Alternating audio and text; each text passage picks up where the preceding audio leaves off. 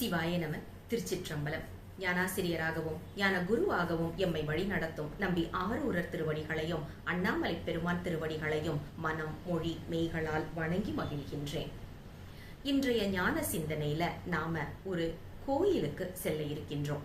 அதாவது மழைவேட்டல் பதிகங்கள் பத்தி சிந்திச்சு வர்ற இந்த நேரத்துல மழைவேட்டல் பதிகங்கள் கொடுக்கப்பட்ட ஒரு திருத்தல பயணம் தான் இன்று நாம் மேற்கொள்ள இருப்பது. அட்டவீரட்ட செயல்கள் அப்படின்றது பெருமானுக்கு மிகவும், அதாவது நம்ம பெருமானை பத்தி பேசும்போதே 8 வீர செயல்கள் செய்தவர் அப்படிங்கறத இலக்கியங்கள், சங்க இலக்கியங்கள் முதற்கொண்டு நாம நிறைய இடத்துல பாக்குற ஒரு விஷயம்.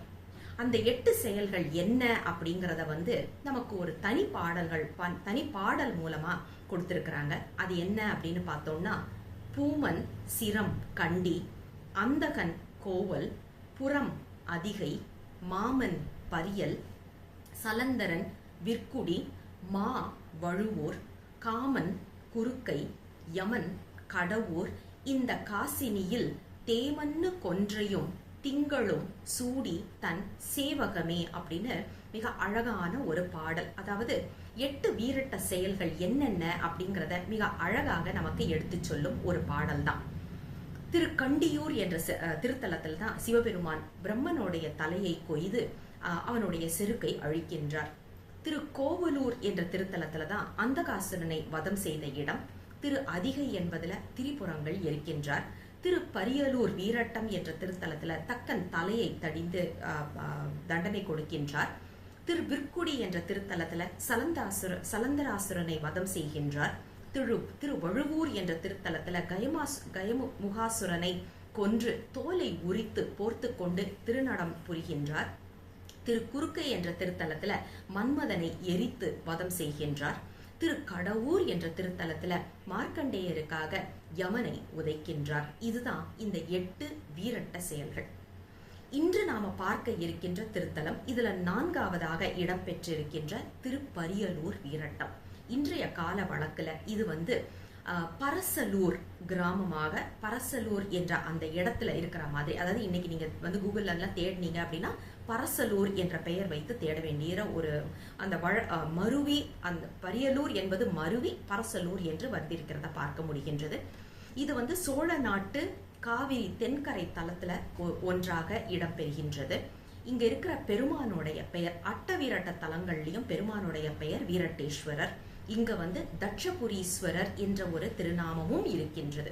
அதாவது வீரட்டேஸ்வரர் என்ற ஒரு பெயரும் தட்சபுரீஸ்வரர் என்ற ஒரு பெயருமாக இருக்கின்றது.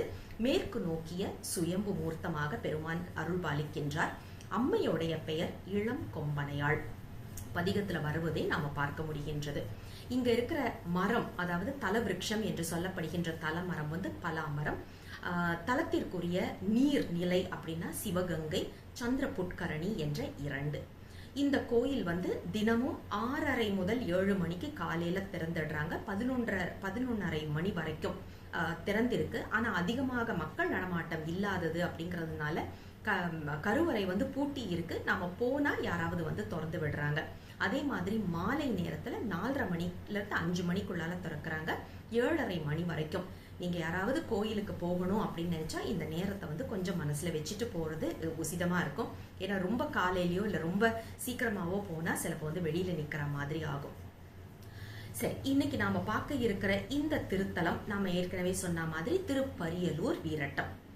இந்த கோயில் பயணத்தை நாம ஆரம்பிக்கிறதுக்கு முன்னால ஒரு சின்ன புதிரோட ஆரம்பிக்கலாம் அப்படின்றது பெருமான் கொடுத்த ஒரு எண்ணம். நாம இப்போதான் 9ஆம் திருமுறை ஒரு வருட பயணமாக நாம மேற்கொண்டு பார்த்தோம், ஆழமாக பார்த்தோம். அதுல ஒரு பாட்டு வரும், ஒளிவளர் விளக்கே என்ற முதல் பதிகத்துல வரக்கூடிய 9ஆவது பாடல் பாத்தீங்கன்னா, தக்கன்னல் தலையும் எச்சவன் தலையும் தாமரை நான்முகன் தலையும் ஒக்க விண்டு உருள ஒன்திரு புருவம் நெறித்து அருளிய உருத்திரனே அப்படின்னு ஒரு சொல்லாடல் இங்க வர்றதை நாம பாக்குறோம். அதே மாதிரி பாத்தீங்கன்னா திருவாசகத்துல திருவுந்தியார்ல 5ஆவது பாடல், சாடிய வேள்வி சரிந்திட தேவர்கள் ஓடிய வாபாடி உந்தி பர உருத்திர நாதனுக்கு உந்தி பர என்று இந்த ஒரு சொற்றொடர் வர்றதையும் நாம பாக்குறோம். அதாவது தக்கன் வேள்விய சொல்ற இடத்துல பெருமானுடைய பெயரை உருத்திரனே, உருத்திரநாதனே அப்படின்னு சொல்றதுடைய காரணம் என்ன அப்படின்னு நாம யோசிச்சோம்னா, இந்த திருத்தல பயணம் கண்டிப்பாக மேற்கொள்ள வேண்டிய ஒரு விஷயமாக இருக்கின்றது. அப்போதுதான் பெருமானை ஏன் திருப்பதிகங்கள்ல உருத்திரன் அப்படின்னு சொல்லி பாடுறாங்கிறது நமக்கு ரொம்ப அழகாக புரிகின்றது. இப்ப இந்த திருத்தலத்தை பத்தி நாம தெரிஞ்சுக்கணும் அப்படின்னா ஒரு புராண வரலாற்றோடு நாம இதை சிந்திச்சா நல்லா இருக்கும் அப்படின்ட்டு ஒரு புராண வரலாறை பார்க்க போறோம். அதாவது தக்ஷன் அப்படின்னு ஒரு ராஜா, பெருமான் மேல மிகவும் பக்தி கொண்டவர், பெருமானை நோக்கி தவம் இருக்கின்றார். அந்த தவத்தில் மகிழ்ந்த பெருமான் வரமளிக்கின்றார். என்ன வரம் அப்படின்னா, உமையம்மையே மகளாக பிறக்கக்கூடிய வரம். தக்ஷனுக்கு உமாதேவியார், அதாவது தாட்சாயினி என்ற பெயர்ல அம்மை பிறக்கிறாங்க, வளர்றாங்க, பெருமானை கல்யாணம் பண்ணிட்டு போறாங்க. தக்ஷனுக்கு ஒரு ஆணவம் தலைக்கேறுது. மருமகன், சிவபெருமான் யாரு? மருமகன். ஆனா ஒரு வேள்வி செய்யணும், சிவபெருமானை தவிர்த்து மத்த எல்லாரையும் அழைத்து வேள்வி செய்யணும் அப்படின்னு செய்யறாங்க. ஒரு வேள்வி செய்தா அந்த ஆகுதி அப்படின்னு சொல்றது சிவபெருமானுக்கு மட்டுமே கொடுக்க வேண்டியது.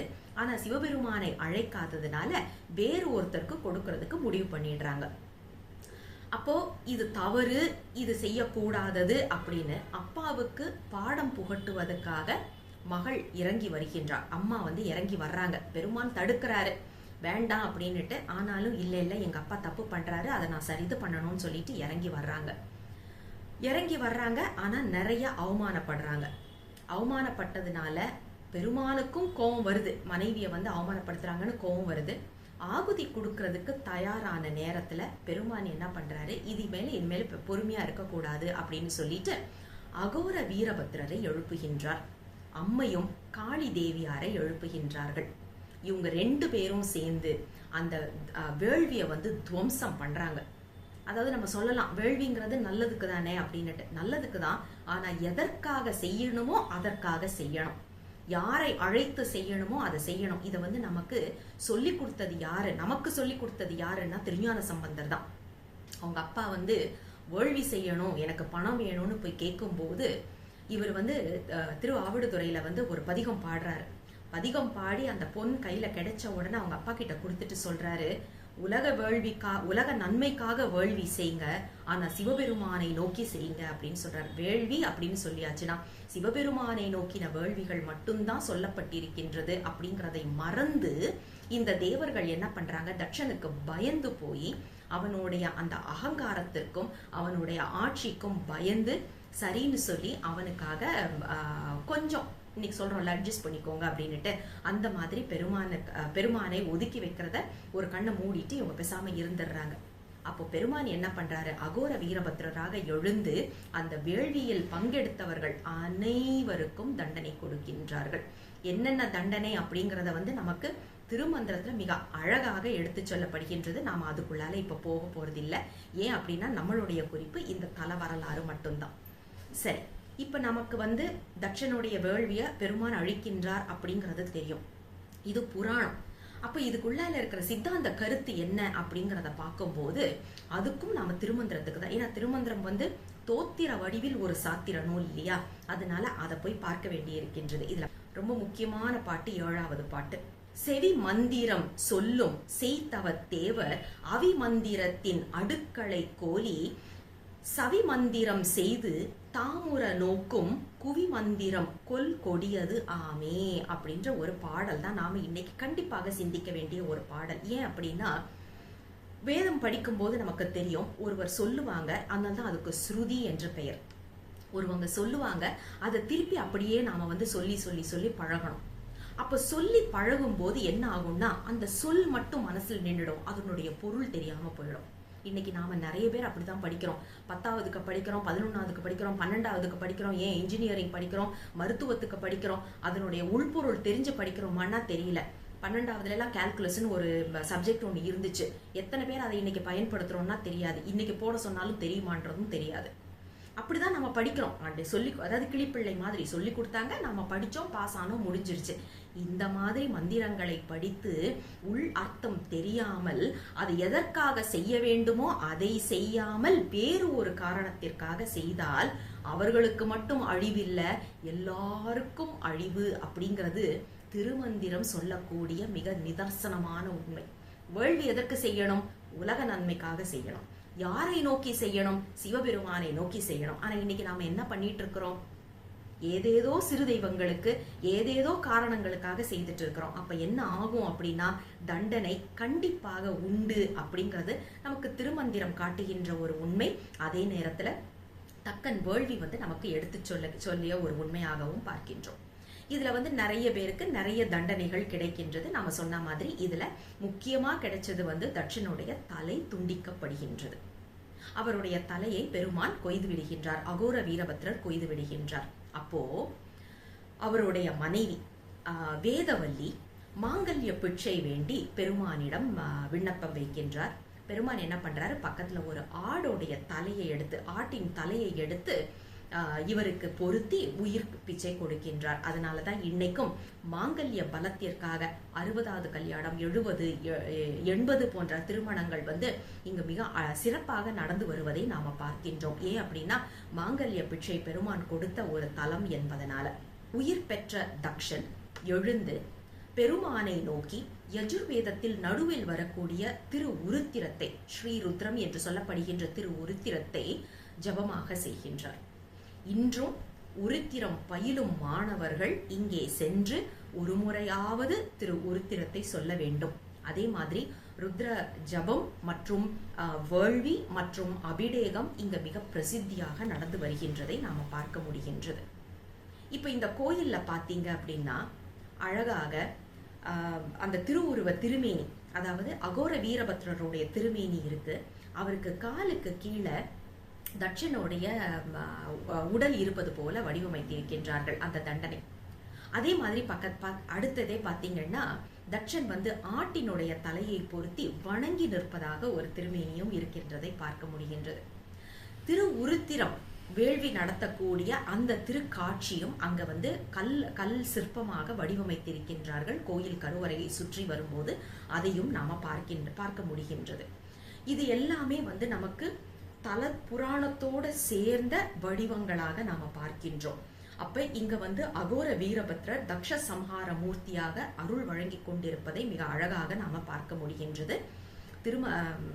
திருவாசகத்துல வரக்கூடிய ஆட்டின் தலையை விதிக்க தலையாக கூட்டிய வாபாடி உந்தி வர கொங்கை குலுங்க நின்று உந்தி வர என்று சொல்லுவது போல ஆட்டின் தலையை பொருத்தி தட்சன் நிற்கின்ற ஒரு காட்சியையும் இப்போது நீங்கள் பார்த்து கொண்டிருக்கின்றீர்கள். அதே மாதிரி இந்த கோயிலை சுற்றி வரும்போது 4 பெருமக்கள் சந்நிதி, கற்பக விநாயகர் சந்நிதியும் இருக்கு. அதாவது இந்த கோயிலுக்கு வர்றதுக்கு முன்னாலேயே நீங்க பாத்தீங்கன்னா வெளியில ஒரு பிள்ளையார் கோயில் இருக்கு. அதை தாண்டி அந்த சாலையை தாண்டி உள்ள வந்தாதான் நமக்கு இந்த கோயிலே இருக்கு. அங்க ஒரு விநாயகர் சந்நிதி இருப்பதை பார்க்க முடிகின்றது. கோயிலுக்கு உள்ளேயும் கற்பக விநாயகர் சந்நிதி இருப்பதை நாம பார்க்க முடிகின்றது. அதே மாதிரி இங்க அம்பலக்கூத்தனும் சிவகாமி தாயாரும் மிக சிறப்பாக அருள் பாலித்துக் கொண்டிருக்கின்றார்கள். அது ரொம்ப அழகான ஒரு காட்சி, அரிதான ஒரு காட்சியாகவும் நாம பார்க்க முடிகின்றது. அதே மாதிரி பிரகாரத்தை சுற்றி வரும்போது காசி விஸ்வநாதர் சந்நிதி அமைந்திருக்கின்றது. அங்க பக்கத்திலேயே கால பைரவரும் நர்த்தன விநாயகரும் இருக்கின்றார்கள். கால பைரவருக்கு இங்கே ரொம்ப சிறப்பான பூசைகள் செய்து வருவதாக கூறப்படுகின்றது.